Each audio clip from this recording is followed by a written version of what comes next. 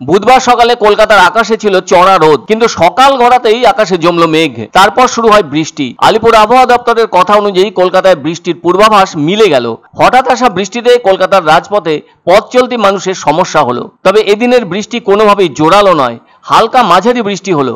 আলিপুর আবহাওয়া দপ্তরের পূর্বাভাস অনুযায়ী চলতি সপ্তাহে রাজ্যের বেশিরভাগ জেলায় বজ্রবিদ্যুৎ সহ ঝড় বৃষ্টির সম্ভাবনা আছে। পাশাপাশি তাপমাত্রার ওঠানামাও চলবে সপ্তাহভর। এদিন ভোরে কলকাতার সর্বোচ্চ তাপমাত্রা ছিল 34.2 ডিগ্রি সেলসিয়াস এবং সর্বনিম্ন তাপমাত্রা ছিল 27.2 ডিগ্রি সেলসিয়াস, যা কিনা স্বাভাবিকের চেয়ে 1.1 ডিগ্রি বেশি। আগামী দুদিনে তাপমাত্রা আরও কিছুটা কমতে পারে বলে পূর্বাভাস আলিপুর আবহাওয়া দপ্তরের। দিন ও রাতের তাপমাত্রা দুটোই স্বাভাবিকের চেয়ে সামান্য বেশি থাকবে। অন্যদিকে রাজ্য জুড়ে ফের ঝড় বৃষ্টির পূর্বাভাস দিয়েছে আলিপুর আবহাওয়া দপ্তর। এদিন বিকেলের দিকে বজ্রবিদ্যুৎ সহ ঝড় বৃষ্টির সম্ভাবনা রয়েছে উত্তর ও দক্ষিণবঙ্গের একাধিক জেলায়। কোথাও কোথাও প্রতি ঘন্টায় 40 থেকে 50 কিলোমিটার বেগে দমকা ঝোড়ো বাতাস বয়ে যাওয়ার সম্ভাবনা আছে। এদিন অবশ্য কলকাতা শহরের কিছু কিছু জায়গায় বিক্ষিপ্তভাবে ঝড় বৃষ্টি হওয়ার সম্ভাবনা রয়েছে, যদিও সকালের দিকে বৃষ্টির দেখা মিলেছে বাংলার রাজধানীতে। শনিবার পর্যন্ত এ ধরনের আবহাওয়ার দর্শন মিলবে এই বাংলার অনেক জেলায়। বিশেষভাবে সতর্কতা জারি করেছে আলিপুর আবহাওয়া দপ্তর দক্ষিণবঙ্গের জেলাগুলির জন্য।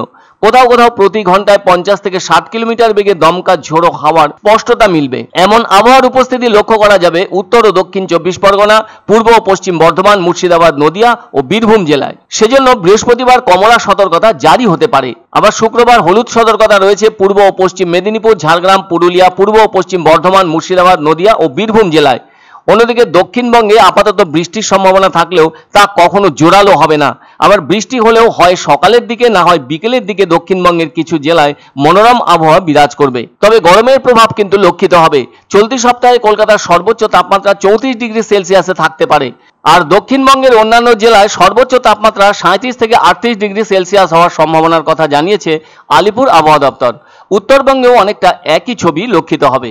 এদিনও ঝড় বৃষ্টির দেখা মেলার কথা দার্জিলিং, জলপাইগুড়ি, উত্তর ও দক্ষিণ দিনাজপুর এবং মালদা জেলায়। আবার বৃহস্পতিবার উত্তরবঙ্গের প্রায় সব জেলায় ঝড় বৃষ্টির সম্ভাবনা রয়েছে। সেই সাথে দমকা ঝোড়ো হাওয়ার বেগ থাকতে পারে প্রতি ঘন্টায় 30 থেকে 40 কিলোমিটার। নববর্ষের দিন বর্ষা নিয়ে সুখবর দিয়েছে দিল্লির মৌসুম ভবন। এবছর নাকি বর্ষায় স্বাভাবিকের চেয়ে বেশি বৃষ্টির পূর্বাভাস দিয়েছে। এর ফলে স্বাভাবিক বৃষ্টিপাতের চেয়ে 5 থেকে 7% বেশি বৃষ্টি হবে। যাই হোক, এদিন অবশ্য নতুন করে একটি পশ্চিমী ঝঞ্ঝা প্রবেশ করেছে উত্তর ও পশ্চিম ভারতে। কেননা একটি অক্ষরেখা ইতিমধ্যেই রাজস্থান থেকে গলফ অফ মান্নার পর্যন্ত বিস্তৃত রয়েছে। আর এই অক্ষরেখাটি মধ্যপ্রদেশ, কর্ণাটক, তামিলনাড়ুর উপর দিয়ে গিয়েছে। আবার মধ্যপ্রদেশ থেকে বাংলাদেশ পর্যন্ত আরও একটি অক্ষরেখা রয়েছে। তবে এদিন হালকা থেকে মাঝারি বৃষ্টিপাত হয়েছে কলকাতায়। এই বৃষ্টিতে অল্প কিছু সমস্যা হলেও গরমের অবস্থা থেকে আর যাই হোক কিছুটা হলেও মুক্তি মিলেছে। এখন অবশ্য এই ধরনের আবহাওয়া বিরাজ করবে কলকাতা সহ রাজ্যের বেশ কিছু জেলায়।